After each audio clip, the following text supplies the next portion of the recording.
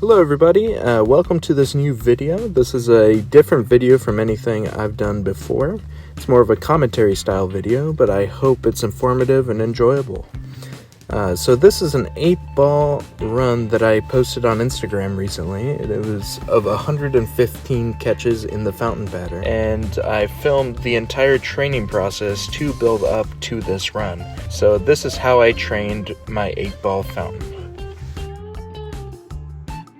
So, I used a ton of siteswaps, definitely emphasizing the scoop throw, like it's the circular motion on each side,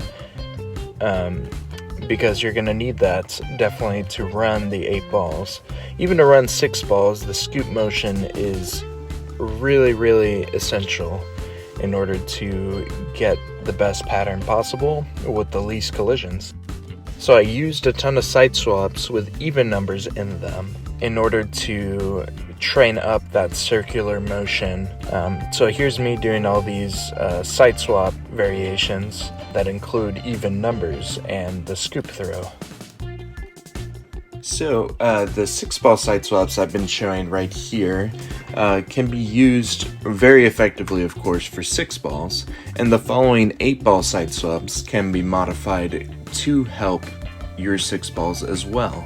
I can leave those modifications written down in the description for those who'd like to use it.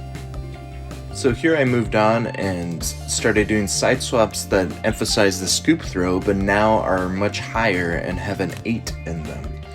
I will say some of these siteswaps got pretty fast and pretty complex, but a lot of those I feel like helped my 8-ball fountain more because it was a good challenge, because it would match the speed of the 8-ball pattern and it would also match the height.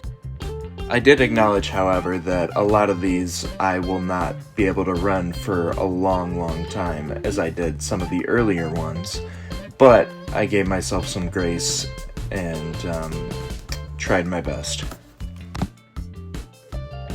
And I will say, for a few of these I set a goal of how many rounds I wanted to get back into the pattern, just as a goal to move on to the next siteswap. I think that's the best way to approach these when they get very complicated. Now moving on to 6 balls.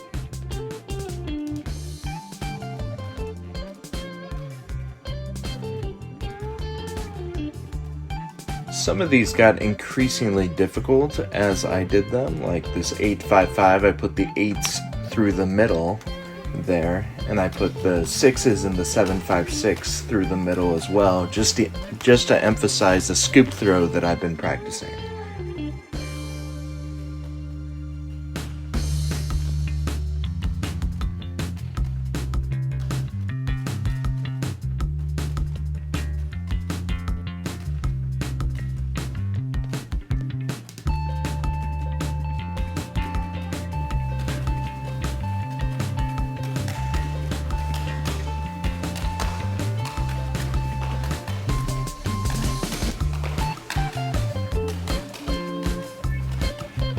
And here I added one more ball, and these especially I gave myself the most grace on. I tried to run them a decent amount, as much as I could, and if I collected it, it worked.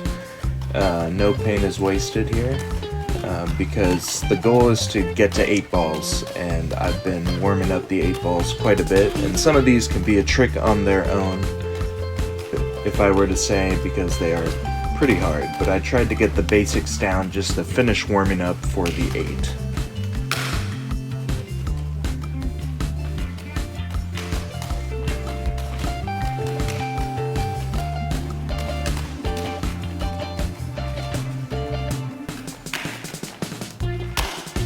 And if you can see, I've been adding more and more 8s to the siteswaps. I've been trying to find the siteswaps that had more 8s in them and as close as I can to the 8-ball pattern. So yeah, here I'm doing the second to last siteswap.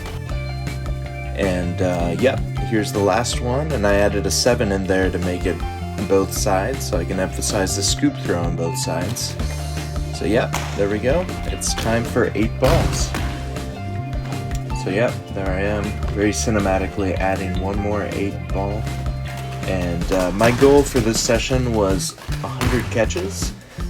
So yeah, here it took several attempts and a lot of fumbles. but finally it clicked, but every attempt felt closer and closer.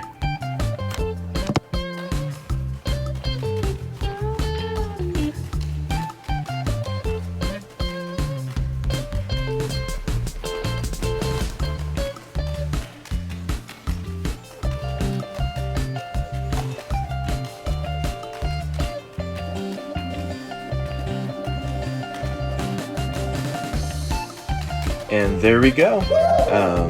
Yep, I was very happy about this one. Definitely took several months.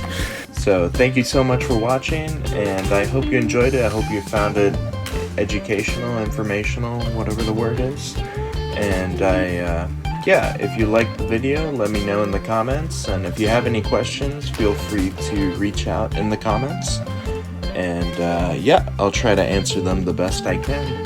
But yeah, and let me know, please, if you'd like more of these kind of videos. I would really love to know. So yeah, thank you so much for watching.